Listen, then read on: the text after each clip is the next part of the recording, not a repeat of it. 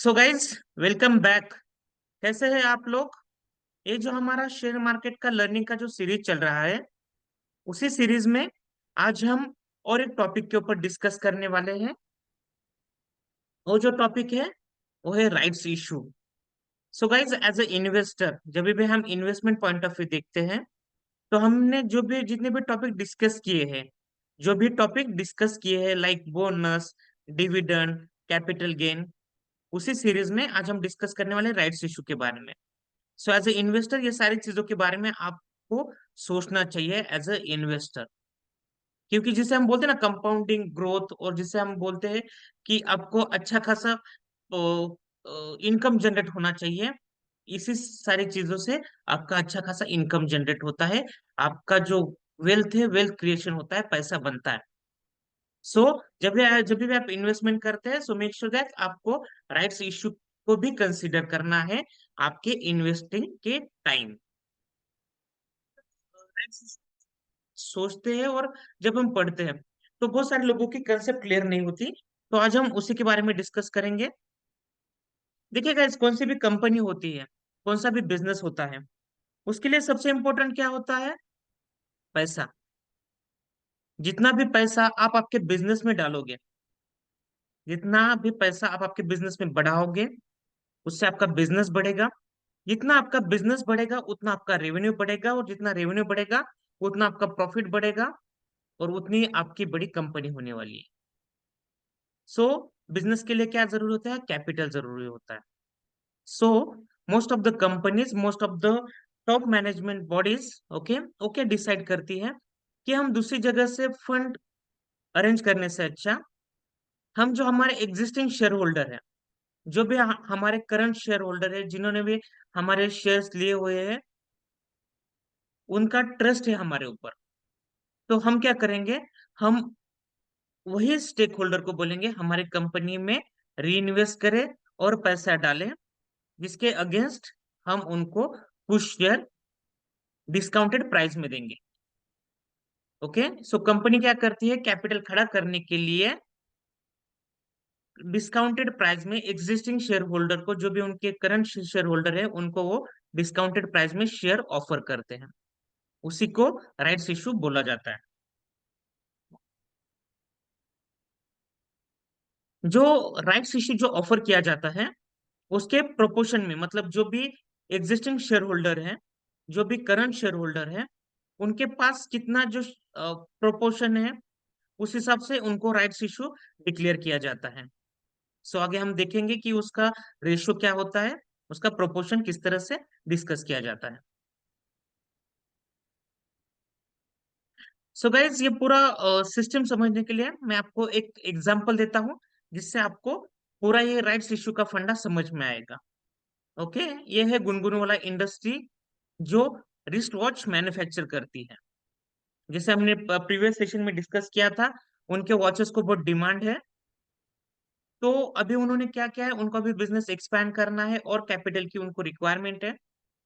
तो वो क्या करते हैं? उनकी जो टॉप मैनेजमेंट बॉडी है, तो वो डिसाइड, उनके जो डायरेक्टर्स है वो डिसाइड करते हैं कि हम राइट्स इशू लेके आएंगे। सो वो माइंड करते हैं राइट्स इशू लाने का। तो वो क्या करते हैं? जिनके पास उनका जो रेशियो डिसाइड होता है, वो होता है 2:1। मतलब जिनके पास दो शेयर है, उनको हम एक शेयर देंगे राइट्स इशू में। ओके, करंट उनके शेयर का प्राइस कितना है? वो करंट उनके शेयर का प्राइस 200 है। ओके, उनको हम राइट्स इशू में यही 200 रुपीज वाला शेयर 150 रुपीज में देंगे। ओके, तो जो रिटेल इन्वेस्टर है, जो एग्जिस्टिंग इन्वेस्टर है, उनको इस शेयर डिस्काउंटेड प्राइस में मिल रहा है। ओके, सो एग्जिस्टिंग शेयर होल्डर क्या होते हैं? बहुत हैप्पी होते हैं, खुश होते हैं।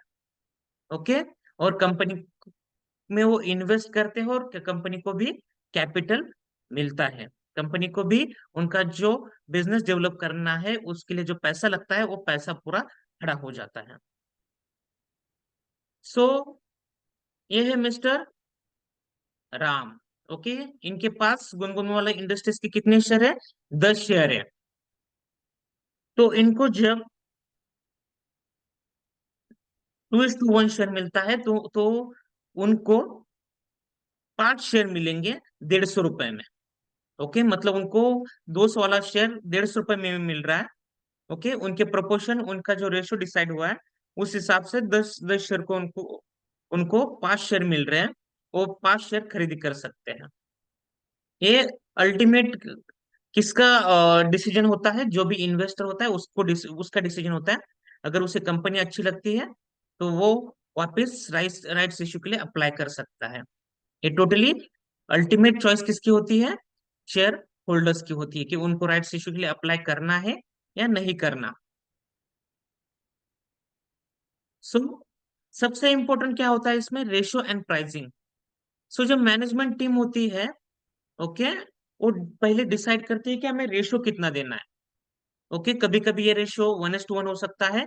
मतलब जिनके पास एक शेयर है वो डिस्काउंट में एक शेयर लिख सकते हैं, उसे हम 1:1 बोल सकते हैं।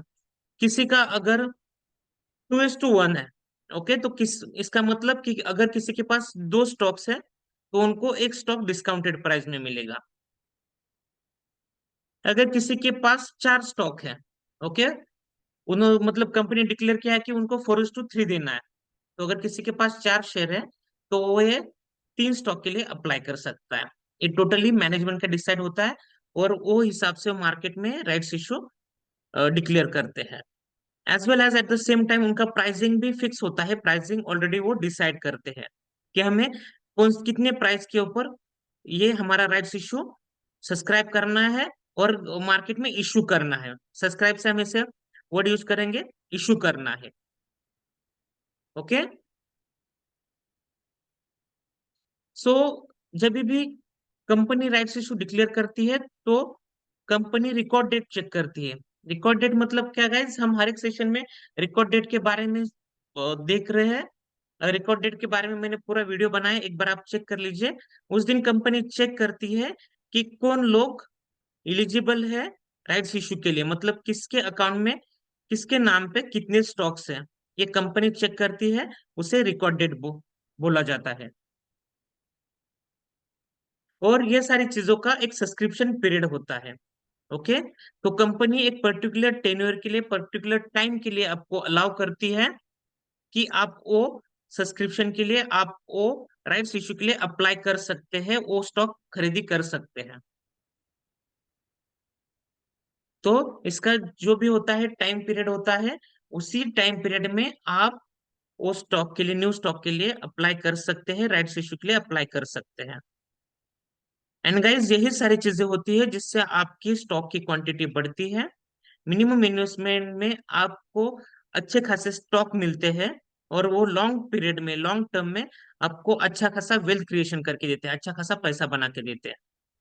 तो जब भी एज ए इन्वेस्टमेंट आप सोचते हो तो आपको ये सारी चीजों के बारे में सोचना है कि कंपनी बोनस कितना दे रही है, डिविडेंड कितना दे रही है, स्प्लिट कितना दे रही है, राइट्स इशू कितना दे रही है। ये सारी चीजों के बारे में आपको सोचना पड़ेगा। तभी तभी आप अच्छे खासे इन्वेस्टर बन सकते हो, अच्छा खासा पैसा कमा सकते हो। ओके, सो गाइज, आज के लिए हम ये सेशन यहीं पे खत्म करते हैं। Okay guys, thank you, thanks a lot, bye bye, take care.